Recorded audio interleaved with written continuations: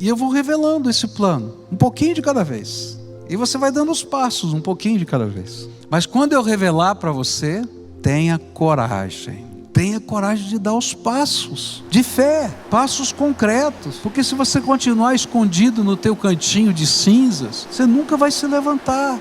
E hoje, o desafio nosso é tentar ter uma nova visão do futuro na perspectiva de Deus. E nós começamos a estudar o texto que se encontra lá em Jeremias, capítulo 29, a partir do verso 1.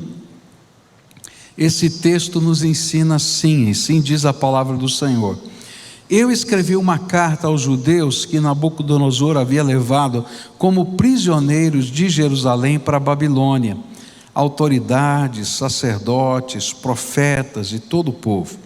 E o Senhor Todo-Poderoso, Deus de Israel, diz o seguinte a todos os judeus que ele deixou Nabucodonosor levar como prisioneiros de Jerusalém para a Babilônia: construam casas e morem nelas, plantem árvores frutíferas e comam as suas frutas, casem e tenham filhos, e que os filhos casem e também tenham filhos, e vocês devem aumentar em número e não diminuir. Trabalhem para o bem da cidade, para onde eu os mandei como prisioneiros. Orem a mim, pedindo em favor dela, pois se ela estiver bem, vocês também estarão. O Senhor Deus diz ainda: quando os 70 anos da Babilônia passarem, eu mostrarei que me interesso por vocês e cumprirei a minha promessa de trazê-los de volta à pátria. Só eu conheço os planos que tenho para vocês: prosperidade e não desgraça, e um futuro cheio de esperança. Sou eu, o Senhor, quem está falando. E então vocês vão me chamar e orar a mim, e eu responderei. E vocês vão me procurar e me achar, pois vão me procurar com todo o coração. Sim, eu afirmo que vocês me encontrarão e que eu os levarei de volta à pátria. Eu os ajuntarei de todos os países e de todos os lugares por onde os espalhei. Levarei vocês de volta à terra de onde os tirei e levei como prisioneiros. Eu, o Senhor, estou falando. Como é que a gente pode, que atitude Deus espera de nós para que a gente possa se levantar das cinzas diante de um futuro tão incerto? E aí aprendemos hoje pela manhã que a primeira atitude que precisamos ter é fé. Fé que Deus tem um plano para a nossa vida. E esse texto do versículo 11 diz: só eu conheço os planos que tenho para vocês. Se eu não crer que Deus tem um plano para a minha vida, se eu não crer que Ele tem um projeto para mim, vai ser muito difícil eu me levantar, porque vai chegar um momento na minha vida que o meu plano A, B, C, D, E vai falhar. E eu vou ficar precisando de algo novo, e esse algo novo só Deus tem para mim.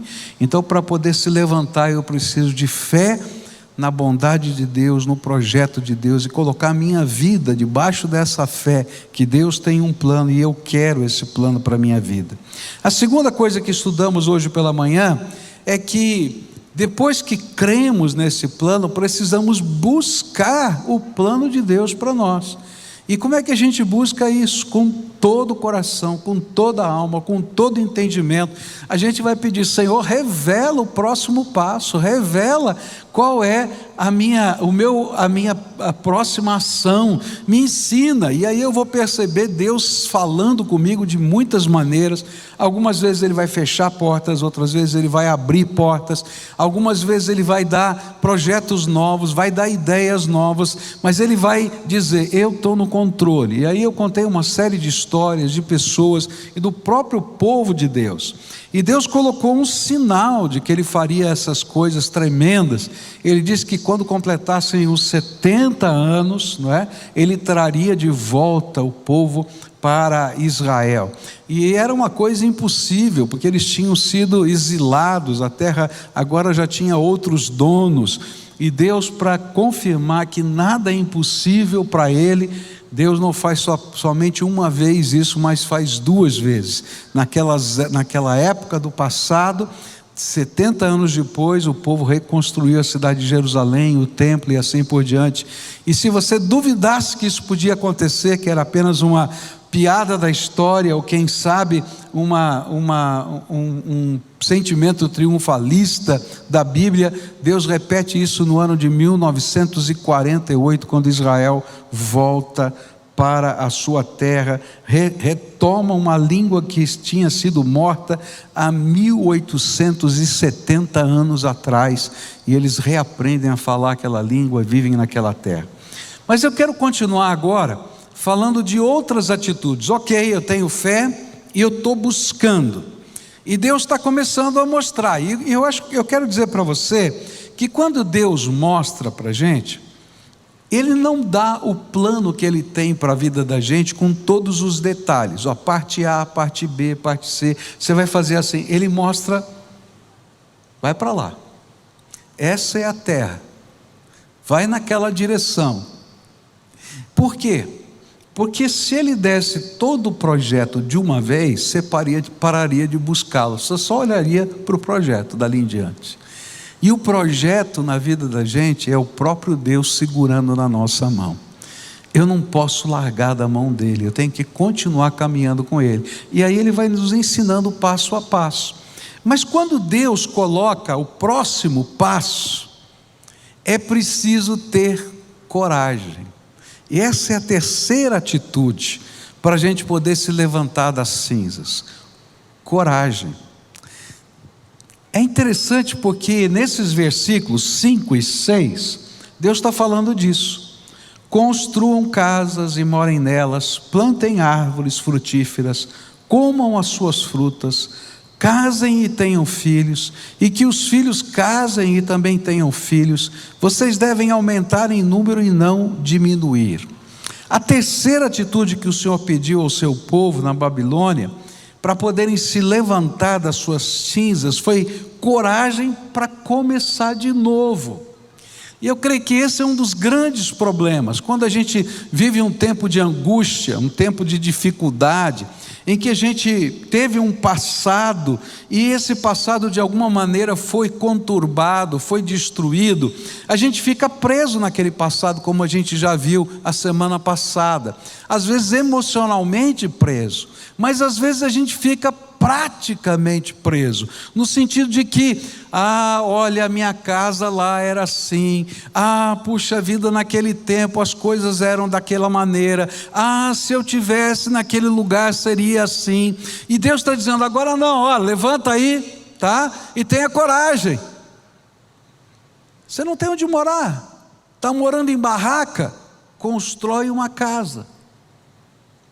Se você não tem o que comer, vai lá no fundo do quintal e planta alguma árvore frutífera, porque eu vou abençoar esse novo começo. Uma das coisas que me chamou a atenção, quando alguns anos atrás eu estive na Síria, e ali na Síria graças a Deus, Deus tem levantado essa igreja para abençoar lá aquele povo. Eu preciso trazer umas fotos que eu recebi daquelas viúvas que estão sendo abençoadas com aquelas ofertas que nós temos mandado, e dos filhos delas, todas elas, os seus esposos foram decapitados na frente delas e dos filhos pelo Estado Islâmico, e aquelas pessoas estavam largadas. E a igreja lá, uma igreja batista lá em Tartus, recebeu esse povo e está ajudando-as a crescerem. E a gente está vendo a beleza lá das coisas novas que estão acontecendo. O que a Bíblia está dizendo é: se você continuar olhando para a casa que você tinha, se você continuar olhando para o emprego que você tinha, se você continuar olhando para aquilo que aconteceu no passado, você vai só deixar a vida passar. Para agora e constrói a tua nova casa, constrói o teu novo lugar, faz o teu melhor. Lá na Síria, uma das dúvidas que eu tinha, eu disse para aquele povo lá na cidade que eu estive, como é que vocês comiam? Porque a cidade estava sitiada, o lugar onde eu fui era ruínas, totalmente ruínas, e eles então mudaram para uma cidade que ficava alguns quilômetros para cima, onde naquela montanha tinha ainda habitações. Eles disseram: olha, nós viemos para cá, as nossas casas foram destruídas, e como aqui era uma cidade de veraneio, nós entramos nas casas que existiam. E aí os proprietários vieram falar conosco, e nós dissemos: olha, nós vamos devolver a sua casa, porque nós queremos reconstruir a nossa casa, mas agora que estamos sitiados em guerra, deixa a gente ficar por aqui. Eu disse: ok, então vocês conseguiram moradia, mas como é que come? Porque uma cidade sitiada não chega, não vende, não compra. Ele disse assim: sabe, as igrejas, inclusive a nossa, têm levantado ofertas e têm mandado cestas básicas. E eu falei: o que é a cesta básica? Eles disseram: macarrão, óleo e farinha. É isso que chegava para eles. E eu perguntei: como é que chegava isso? Ele disse: olha, alguns homens corajosos aqui da nossa aldeia, do nosso local, viajavam pelas montanhas escondido, para contactar os irmãos que vinham do Líbano e cruzavam a fronteira escondido, e traziam nas mãos esses produtos, para que a gente pudesse ter alguma coisa. Eu falei: mas vocês couberam então? Quanto vinha para cada família? Olha, vinha 1 ou 2 pacotes de macarrão por mês, uma lata de óleo e um saco de farinha de 5 quilos. Eu disse: meu Deus, mas como é que vocês vão viver? Como é que vocês viviam? Faltava alguma coisa? Ele falou: não, porque todos nós em comunidade fomos lá e plantamos no nosso quintal, e nós tínhamos hortaliças, e nós tínhamos galinhas, e nós tínhamos outras coisas, e durante 7 anos de guerra, eles se sustentaram assim. E toda aquela gente feliz. Eu nunca vi um povo mais feliz. Eu disse: o que está acontecendo aqui com essa gente, no meio dessa confusão toda? Porque cada dia era um milagre novo na vida deles. E eu perguntei: como é que funciona isso? Ele disse: olha, a nossa comunidade ficou muito unida, porque aqui nós éramos muito divididos, muito quebrados. Esse aqui era ortodoxo, esse aqui era cóptico, esse aqui era católico, esse aqui era protestante.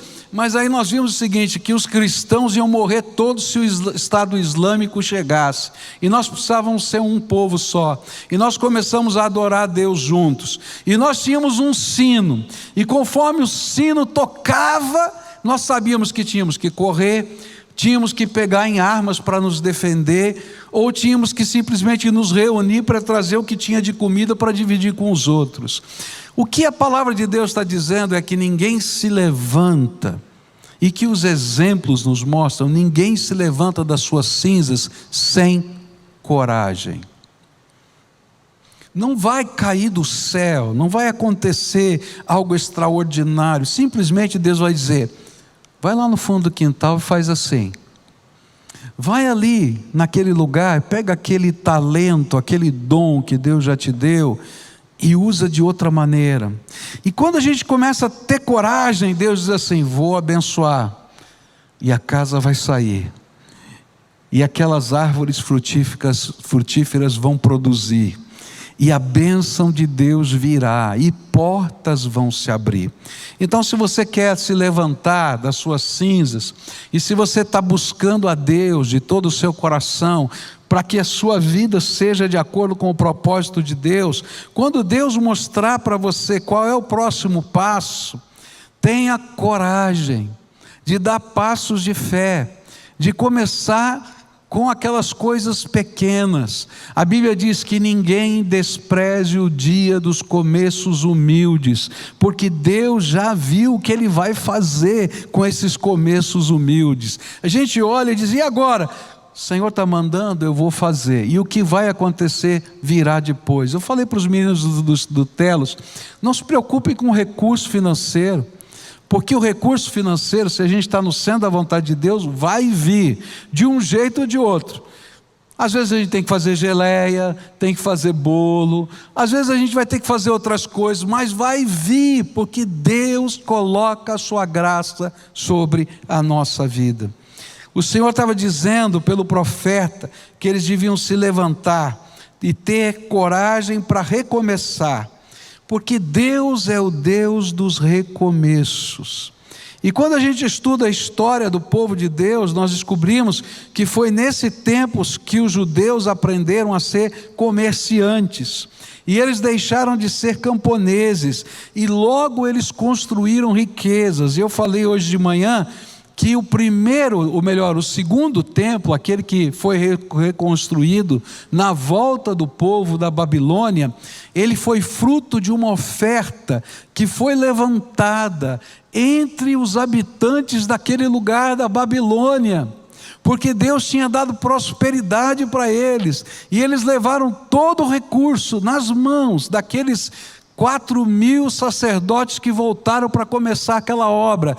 Todo o recurso necessário para a reconstrução daquele templo foi dado na mão deles, porque aqueles que estavam lá tinham tido prosperidade por causa da graça de Deus. Deus tem um plano para a sua vida, e é um plano que quer gerar em você fé, esperança, um futuro que tenha prosperidade e graça. É promessa de Deus. Não é que você vai ficar rico não, já falei hoje de manhã, mas não vai faltar nada, porque Deus é fiel, Ele vai estar ali com você. Então, o primeiro, a gente tem que deixar o passado. Em segundo lugar, eu tenho que deixar a mim mesmo, porque às vezes as amarras do passado estão dentro de mim, e eu preciso encarar os desafios do novo tempo. E enquanto eu estou encarando esses desafios, dentro do propósito de Deus, Deus vai derramar a sua graça, e nós vamos recomeçar. E hoje eu vim fazer esse desafio para você. Começa de novo. Querido, se a tua casa não está bem, começa de novo, investe na tua família, investe no relacionamento marido e mulher, investe no relacionamento pais e filhos, começa de novo. Não imagina que você sabe tudo, tem tanta coisa para aprender, querido. Se a tua empresa não está bem, dobra o teu joelho, peça para Deus mostrar qual é o próximo passo. Ele vai fazer uma revolução lá, vai fazer uma revolução. Porque Ele vai mostrar para você aquilo que você não está pensando, porque são os planos dEle na tua vida. Agora, existe uma próxima atitude que Deus quer. A primeira foi fé, depois uma busca que Deus revele a sua vontade, depois coragem quando Deus começa a revelar. E aí então os versículos 5 e 6 vai dizer: construam casas, morem nelas, plantem árvores frutíferas, comam as suas frutas, casam, tenham filhos, e que os filhos casem e também tenham filhos. E aí essa frase me chamou a atenção: vocês devem aumentar em número e não diminuir. Presta atenção nisso, vocês devem aumentar em número e não diminuir. Outra atitude que Deus nos pede, além da fé, da busca de todo o coração e da coragem para recomeçar, é um desejo inconformado de crescer. É um desejo inconformado de crescer. Então agora, você não pode tocar em ninguém, mas você pode falar, tá? Mesmo de máscara. Diga para o outro assim: deseje crescer. Agora escuta alguém dizer para você: deseje crescer. É isso aqui. No versículo 6, a gente vai aprender que eles deveriam casar e ter filhos, ou seja, eles deveriam fixar raízes naquela nova terra, até quando o Senhor os chamasse de volta. Mas o profeta coloca o desafio de que eles crescessem em número, e não se conformassem em diminuir. Eu creio que isso não tem apenas a ver com o aumento da população. É claro que isso tem a ver com o aumento da população, mas eu creio que Deus estava colocando, incutindo na mente deles uma nova atitude mental, um certo inconformismo, um certo abandono do mero sentimento de manutenção, para assumir uma postura de buscar crescer. O que a Bíblia ensina é que quando nós nos conformamos, nós perdemos a perspectiva de novas possibilidades de Deus para nós, de novos dons, de novos conhecimentos, de novos trabalhos. E isso vale para todas as áreas da vida. O que o Senhor está dizendo é: você precisa crescer. Quando eu estava começando o meu ministério, estava terminando o seminário e estava sendo convidado para uma igreja para pastoreá-la, eu tive a oportunidade de gerenciar um curso que era dado em todo o Brasil pela nossa Convenção Batista, e na verdade eu era a pessoa, vamos assim, dos bastidores, né? Que ficava organizando as coisas, vinham os preletores e assim por diante, e essas conferências eram dadas em vários lugares, mas eu pude assistir aquele curso várias vezes, e eu fiquei impressionado com uma coisa que aqueles especialistas diziam. Eles diziam o seguinte, que se uma igreja não fizer absolutamente nada para crescer, ela decresce 2,5% ao ano. E eu falei, mas como é que funciona isso? E eles explicaram, é muito simples. Se você não fizer absolutamente nada para crescer como igreja, eu estou falando de igreja, que eu sou pastor, tá? Algumas pessoas vão morrer, algumas pessoas vão abandonar essa comunidade para ir para uma outra comunidade de fé, não por nada, mas porque talvez seja mais perto. Algumas pessoas vão mudar de cidade, e ela vai decrescer, e a média desse decrescimento é de 2,5% ao ano. O que significa que se a gente não fizer nada para crescer como igreja, a gente vai diminuir.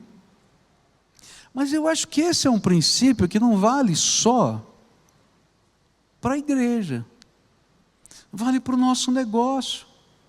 Se eu não fizer nada para crescer o meu negócio, os meus clientes vão mudar, a empresa vai ser diferente, alguns vão mudar de ramo, sei lá o que vai acontecer, vai vir um concorrente, não é? E a gente vai decrescer. Eu não sei se é o mesmo número, porque eu não tenho essa pesquisa, mas é provável que alguma coisa assim também aconteça. E se eu não tiver dentro de mim essa perspectiva de crescimento, alguma coisa vai começar a diminuir. Mas isso também vale para a família. Queridos, a vida é tão dinâmica, é tão intensa, e você está vivendo o seu casamento 10 anos, 20 anos, 30 anos, e se você não fizer nada para crescer no amor, para crescer na compreensão um do outro, vocês vão se estagnar, e vão decrescer, e vai haver um afastamento pequenininho, natural ao longo do tempo. E é por isso que a Bíblia vai dizer, olha, o cristão é um constante inconformado. Por isso a Bíblia vai dizer, não vos conformeis com este mundo, mas transformai-vos pela renovação da vossa mente em Cristo Jesus. O que é isso? Não dá para ser um conformado, eu tenho que dizer, tem coisa melhor de Deus. Tem coisa melhor de Deus para minha casa, tem coisa melhor de Deus para minha família, tem coisa melhor de Deus para o meu trabalho, tem coisa melhor de Deus para a minha espiritualidade, tem coisa melhor de Deus para a minha administração financeira. Eu preciso aprender e preciso crescer. E quando esse sentimento vem para a nossa alma, a gente vai descobrindo que Deus vai nos desafiar a conhecer coisas novas. Ninguém cresce fazendo exatamente as mesmas coisas que fazia antes. Tem que aprender coisas novas e enxergar oportunidades novas. Eu vou falar como pastor, tá? Eu não entendo da sua vida, mas eu vou falar daquilo que eu vivo. Eu gosto de orar, e às vezes eu oro quando estou dirigindo o carro, às vezes eu oro quando eu estou debaixo lá da minha árvore, quando eu estou lá na minha casa, eu começo a dizer, Senhor, me conta o que é que o senhor está fazendo nessa cidade. Conta para mim o que o senhor está fazendo, porque eu quero participar. E olha, Deus ouve essa oração e de repente vem os desafios que você nem imagina. E Ele diz, olha, entra nesse lugar. Eu estou abrindo essa porta. Pode entrar, porque tem povo meu, eu quero salvar, eu quero abençoar. E as coisas vão acontecendo, os ministérios vão se multiplicando. Por quê? Porque a gente tem que crescer.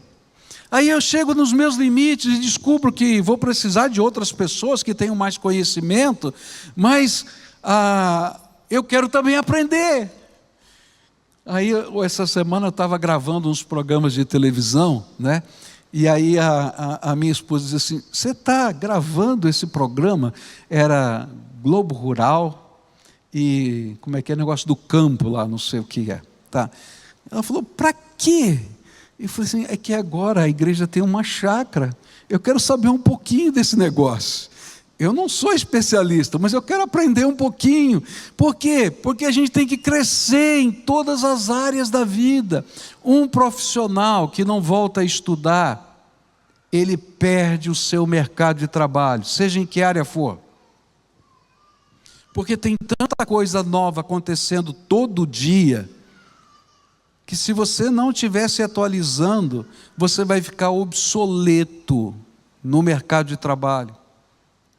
Isso é uma regra da vida.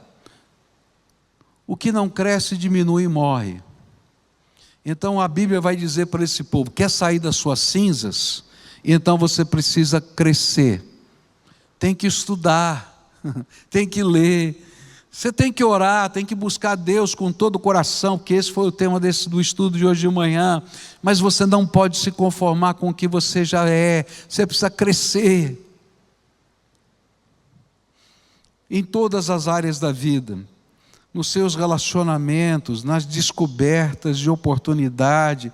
E eu vou dizer agora na vida espiritual, querido, se você é um crente, a Bíblia vai dizer para você crescer nos dons que você recebeu do Espírito Santo de Deus. A Bíblia vai dizer que cada crente, quando recebeu Jesus como Senhor e Salvador, foi selado com o Espírito Santo. E o Espírito Santo entrou na sua vida. E pelo menos um dom do Espírito Ele deu para você. Mas a Bíblia diz assim, que a gente tem que buscar os melhores dons. Ou seja, não se conforme só com o que Deus deu. Deus tem mais para nós. E vou dizer mais, não se conforme apenas em ser um assistente das coisas de Deus. Se envolva através dos seus dons nos ministérios. E não se conforme, porque Deus vai abrir portas maiores. Os ministérios são desenvolvidos por crentes cheios do Espírito, que usam os seus dons para a glória de Deus. Não são pastores que fazem os ministérios, são os crentes que fazem os ministérios, cheios do Espírito Santo. E Deus vai dar uma visão para vocês que não deu para a gente. Quando nós começamos a trabalhar com cegos aqui nessa igreja, foi porque uma jovem, uma moça, fez uma oferta para o trabalho com cegos. A igreja não tinha trabalho com cegos. E aí ela fez no outro mês outra oferta, no outro mês outra oferta. Aí o tesoureiro disse assim, olha pastor, porque aqui a gente tem uma regra. A oferta destinada é imexível, ela só pode ser usada para aquele fim. Se você deu uma oferta para uma finalidade, tem que ser usada naquela finalidade.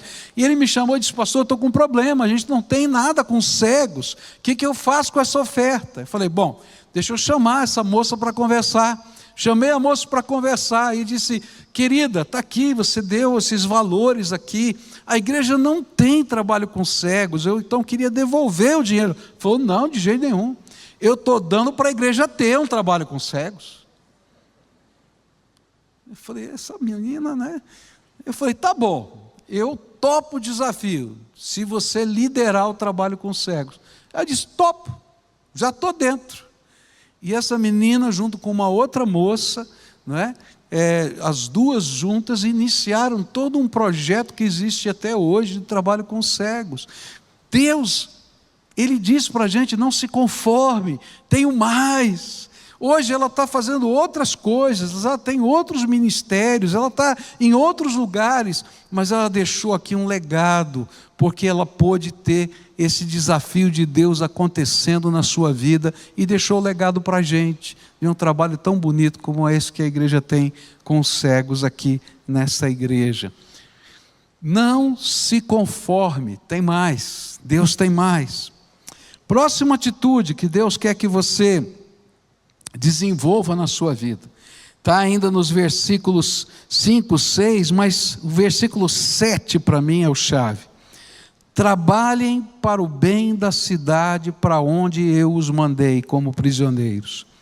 Orem a mim, pedindo em favor dela, pois se ela estiver bem, vocês também estarão. E a próxima atitude que Deus está colocando aqui para aquele povo se levantar das cinzas, deveria ser implementada na vida daqueles que desejam um futuro e uma esperança, é se tornarem trabalhadores da paz. O profeta usou a palavra hebraica mais apreciada, chamada shalom. Toda vez que um israelita encontrava outro israelita, ele lançava uma bênção sobre ele, que a paz do Senhor esteja sobre você. Esse era o cumprimento, shalom, que a paz do Senhor esteja sobre você. E isso significava que toda sorte de bênção, prosperidade, paz, pudessem provir de Deus, estivessem sendo derramadas sobre você. E agora você pode imaginar o significado disso para um povo que não tinha esperança nem futuro, e de repente, olha, que a paz do Senhor esteja sobre você. Que paz! Olha a confusão que a gente está vivendo. E aí então Deus diz assim para eles: olha, construam a paz, porque se houver paz e prosperidade onde vocês estão, na cidade em que eu os mandei, vocês vão ter paz e prosperidade. Por isso vocês vão ministrar paz para os seus inimigos. Quem eram os inimigos deles? Os babilônios. Vocês vão ministrar a paz com eles. Vocês vão ministrar a paz para os seus amigos. Vocês vão ministrar a paz para os seus filhos. Para todas as pessoas que estiverem no seu caminho. Quem já descobriu que só Deus tem um plano, e que só nessa busca incessante do poder e da graça de Deus reveladora desse plano, nós podemos sair das nossas cinzas, já aprendeu também que Deus pode nos usar como instrumento de bênção para levar a paz de Deus tanto a inimigos quanto a amigos. Por isso ele desafia o seu povo a ser ministros dessa paz. E ele diz: olha, construam essa paz com vocês mesmos. Então parem de olhar para trás, construam casas, morem nelas, plantem árvores frutíferas, comam as suas frutas. Ou seja, acreditem que é possível ser feliz. E isso é paz com a gente mesmo. Deus está com você. Mas não para nessa paz com você mesmo. Leva a paz para os seus filhos. E é interessante porque eles dizem: casem, tenham filhos, que os seus filhos casem, também tenham filhos. Vocês devem aumentar em número e não diminuir. E a ideia é que toda vez que nós perdemos a esperança, nós temos a tendência de desejar interromper o ciclo da vida. Eu já ouvi, por exemplo, alguns crentes dizendo, eu não sei se eu quero ter filhos. Eu falei: por quê? Porque Jesus está voltando, a grande tribulação está chegando, e aí como é que vai ser? A gente vai botar filhos nesse mundo tão complicado, e a gente tem tanto problema, tanta dificuldade, que ele sai dessa aí, que essa não é de Deus não. A Bíblia diz assim: olha, continua fazendo tudo o que você está fazendo até a volta do seu Senhor Jesus, e seja uma bênção nessa terra. Agora eu não quero me arriscar, eu não quero tentar, eu não quero. Querido, levanta a cabeça, porque o Senhor é por ti, e leva a bênção, e leva a paz. Eu volto a lembrar daqueles irmãos da Síria, porque aqueles irmãos, quando eu tocava o sino, é porque tinha acabado às vezes a comida na casa de alguém, e eles reuniam e diziam assim: olha, a família tal está precisando de ajuda. E aí um levava um pouquinho do macarrão, um pouquinho é pouquinho mesmo, uma colher de farinha. Mas quando juntava as colheres de farinha de várias pessoas, dava o necessário para aquela família. E durante 7 anos eles enfrentaram aquela situação naquele lugar. E você não imagina a festa que foi quando aquelas primeiras casas que nós financiamos a construção, junto com outras igrejas do mundo todo, começaram a ser entregues. Todo mundo ia para aquelas casas, ver a bênção e celebrar a bênção, porque a bênção não era de um só, era de todo mundo. O que Deus está dizendo é que aquele que levanta das cinzas, ele sempre arrasta outros com ele. Porque ele está ministrando paz, ele está ministrando esperança. Eu acho uma das coisas lindas, por isso que a gente tem desafiado você a gravar um testemunho do que Deus está fazendo nesses tempos difíceis que a gente está vivendo, ou que em algum momento da sua vida, grava um testemunho no seu celular, lá um videozinho, manda para a gente aqui, porque quando a gente conta o que Deus está fazendo, a gente leva paz. A gente leva esperança. E às vezes a gente para de olhar só para a desgraça e diz: Deus está fazendo, fez na vida do Pedro, do João, do Antônio, da Maria, sei lá de quem, Ele vai fazer na minha vida também. E a gente se levanta e se torna ministro dessa paz, ministro da esperança.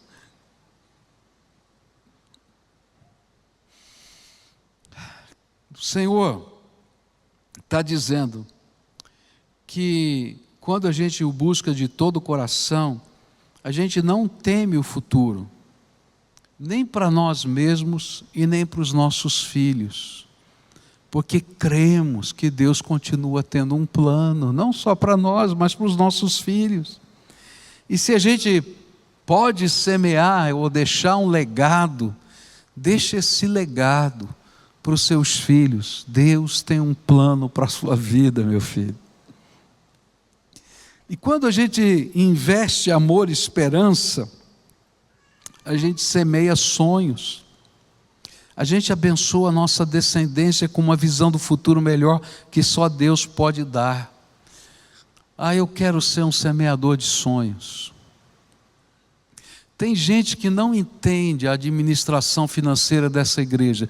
É sempre difícil, as pessoas não compreendem, porque o nosso jeito de trabalhar é louco, é maluco. A gente diz assim: se Deus te der pessoas, te der uma visão, te der pessoas e te der recursos, pode contar que nós vamos estar juntos nesse ministério. E sempre acontece assim.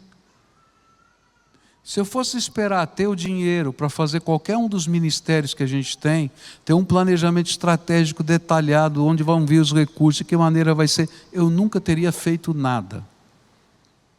Mas quando eu tenho uma visão de Deus, porque Ele revela os sonhos, os projetos, os planos, e eu creio nele, e eu busco dele os passos. E aí Deus levanta pessoas que dizem: estou junto. Então daqui a pouco vão vir os recursos. Não vem tudo de uma vez, vem o maná de cada dia, até que a gente seja confiável. E aí então Ele confia recursos para a gente distribuir, não é para ficar guardado, é para a gente em missão. Eu e você somos ministros de Deus nessa terra, e então se a sua empresa, se o seu trabalho for parte da missão de Deus, você vai ser abençoado. Usa o teu trabalho para ser instrumento da graça de Deus.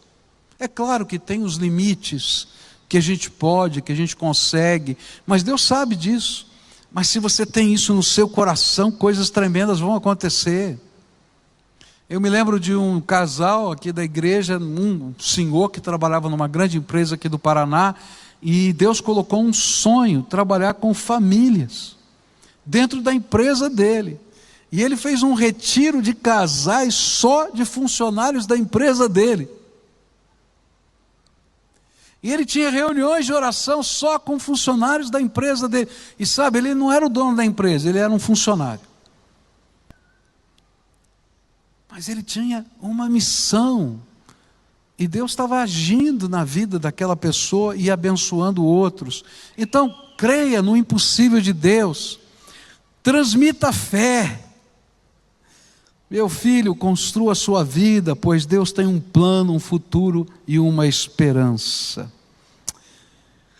E quando a gente olha para a cidade, né, a gente vai descobrir que Deus nos colocou nessa cidade onde nós moramos, e você que está nos assistindo, na cidade que você está morando, para ser uma bênção lá.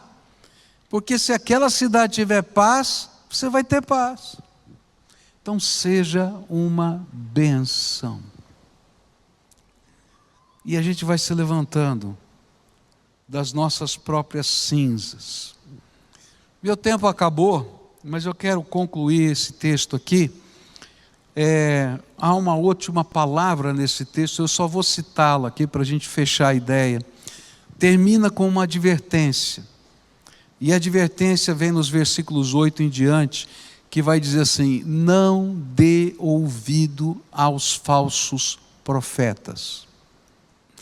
Porque assim como Jeremias tinha mandado aquela carta, existiam centenas de falsos profetas trazendo mensagens tão diversas.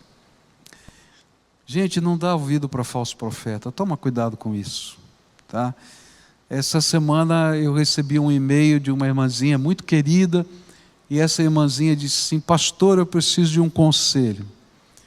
E o conselho é o seguinte: toma a vacina ou não toma a vacina? É sério, não estou brincando. Uma senhora muito piedosa, disse assim: tem tanta gente fiel ao Senhor para dizendo não tome a vacina. E tem tanta gente com tantos argumentos dizendo tome a vacina.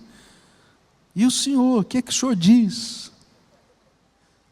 Eu disse assim: filha, se você puder tomar a vacina, tome a vacina. Se você tiver a oportunidade, tome. E eu disse: olha, é muito simples você resolver isso.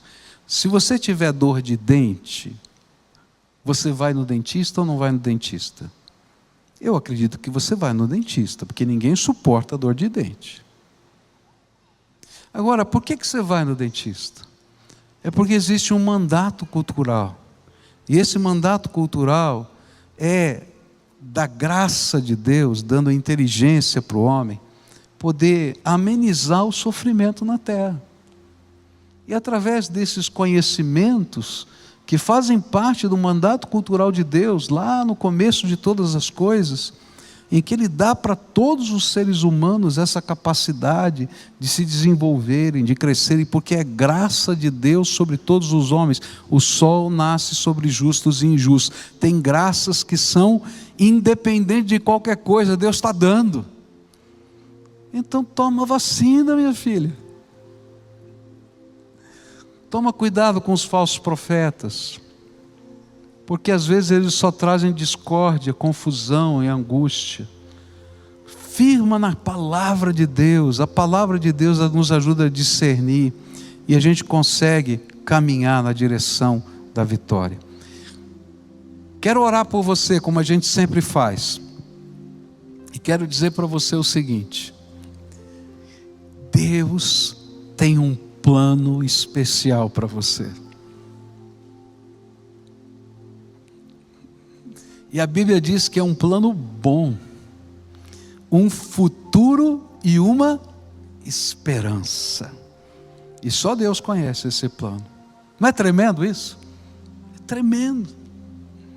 E Ele vai dizer: quer conhecer o meu plano? Me busque de todo o coração, de toda a alma, de todo o entendimento. E eu vou revelando esse plano, um pouquinho de cada vez. E você vai dando os passos, um pouquinho de cada vez. Mas quando eu revelar para você, tenha coragem. Tenha coragem de dar os passos de fé, passos concretos. Porque se você continuar escondido no teu cantinho de cinzas, você nunca vai se levantar. Então agora, recomeça, dá passos de fé. Às vezes ele vai mostrar para você o fundo do quintal, como foi com aqueles homens e mulheres da Síria. Eu sei lá o que ele vai mostrar para você, cada um é diferente, o plano de Deus é diferente. Mas ele vai dizer, pode levantar, caminha aí, com essa graça. E enquanto você estiver caminhando com essa coragem, queira crescer. Se você só se conforma com a couve que dá no fundo do quintal, você não vai crescer.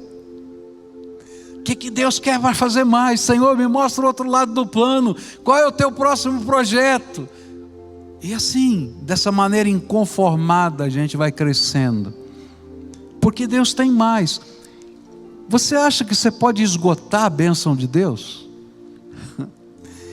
O Senhor é inesgotável. Pode bater lá que tem mais para você.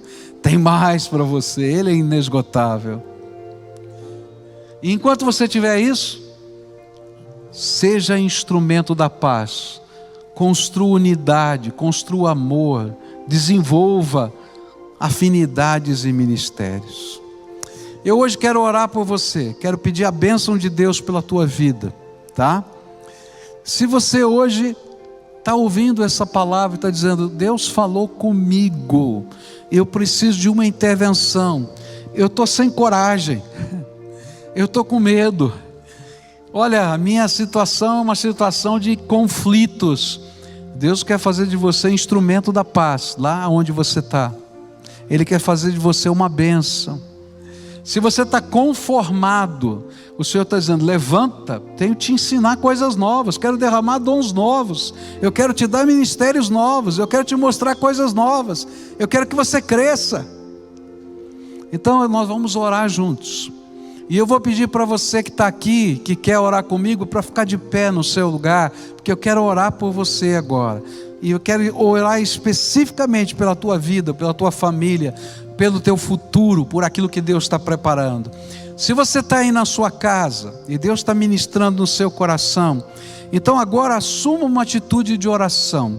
Queria te dar uma sugestão. Se coloca de joelhos na presença de Deus, para dizer, Senhor, eu estou aqui, o Senhor falou comigo, estou te respondendo. Você vai dizer, mas para quê, pastor? Deus não ouve, mas é a nossa atitude, é de verdade, é de coração. Eu estou aqui na tua presença. Se você está me ouvindo pelo podcast, pelo rádio, por outros instrumentos aí, para tudo que você está fazendo. Você está dirigindo o carro, encosta o carro e diz, Senhor, eu vou parar tudo, porque eu quero ouvir a tua voz e quero que o Senhor ministre na minha vida. Vamos orar juntos, você concorda com isso?